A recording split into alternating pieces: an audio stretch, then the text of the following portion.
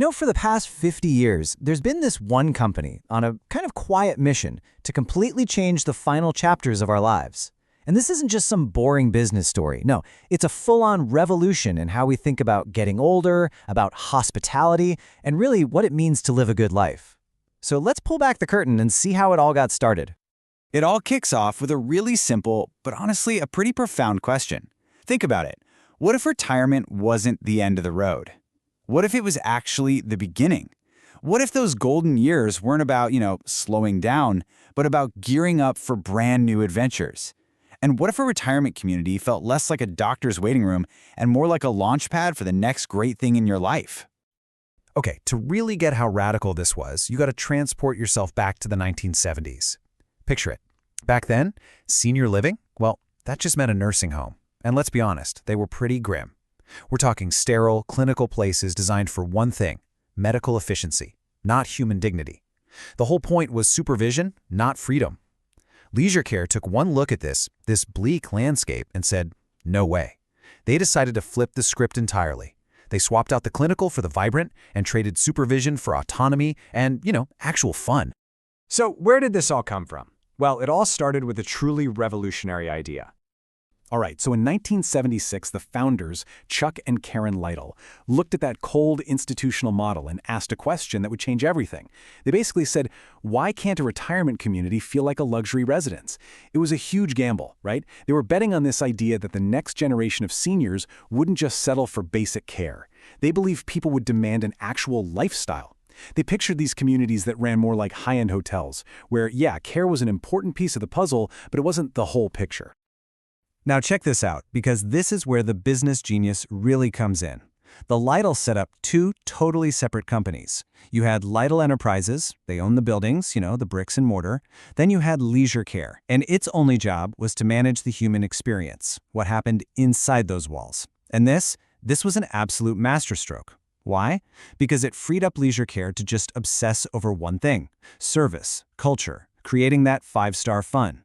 They didn't have to get bogged down with real estate deals or mortgages. It let them focus on perfecting the art of hospitality.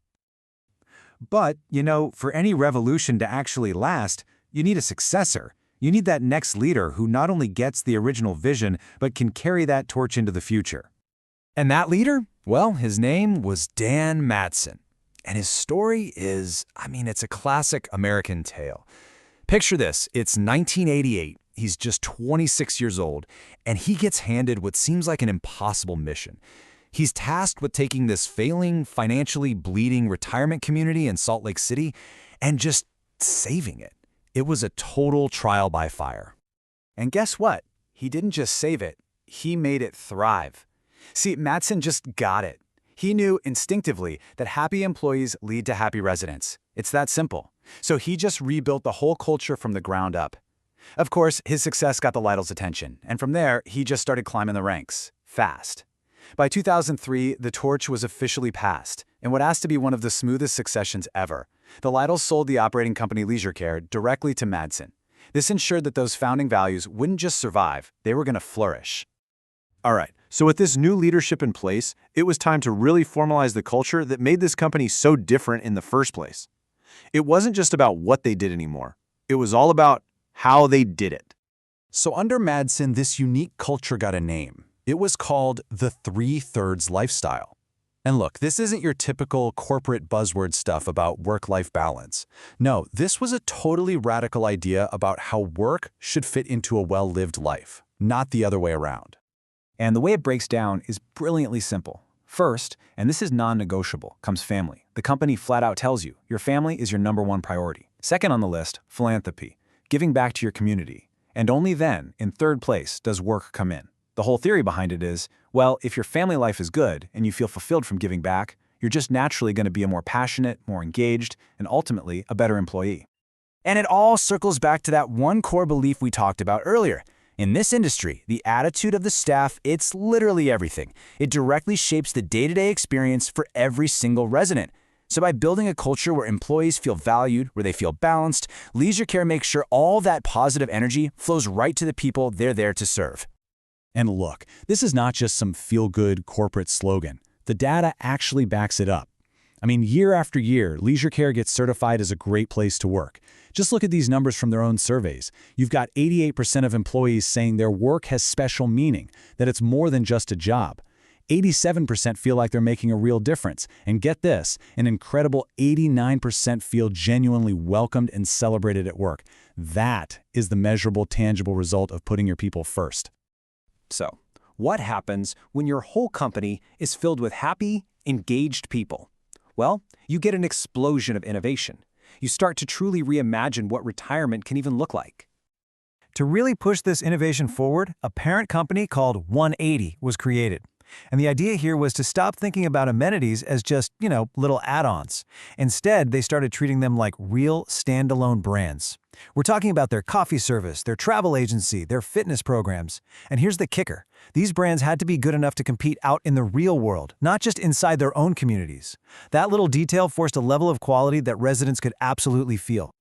And just look at the amazing stuff that came out of this approach. They saw that a lot of residents had to give up coffee because of stomach issues, right? So they developed their own low-acid coffee called Trü Cup. Problem solved. They realized residents still had a passion for travel, so boom, they launched Twist Travel, a full-blown travel agency right there in-house. And they got rid of boring old activity time and replaced it with PrimeFit, a legit, science-backed wellness program with personal trainers and even brain games to keep you sharp. I mean, this is what it looks like when you actually listen to your customers and solve their problems. Okay, so you've got this proven model, you've got this incredible culture. What's the next logical step? You take the revolution global. This timeline really gives you a bird's-eye view of their whole 50-year journey.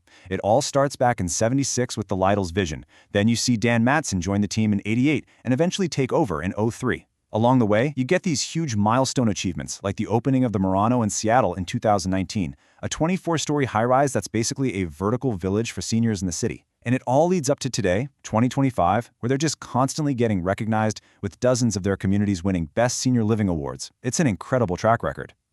And what they proved is that this idea, this language of hospitality, it's universal. In the United Kingdom, they partnered up to create these ultra-luxury communities. In India, they helped power the country's largest senior living provider, which is a huge deal, challenging all sorts of cultural norms. And down in Mexico, they're running communities for locals and expats in places like Cabo. It just goes to show you, the desire for dignity, for fun, for a great lifestyle, that's something people want everywhere. It knows no borders. But beyond all the business talk and the global expansion, the real impact, the thing that really matters, is measured one life at a time. I want to tell you about Helen Scruggs. After a really bad fall, her doctors told her she would never walk again. But she started working with the PrimeFit team at our community, and, completely defying what all the experts predicted, she got back her mobility. She got back her independence. That's the real bottom line here. That's the why behind all of this.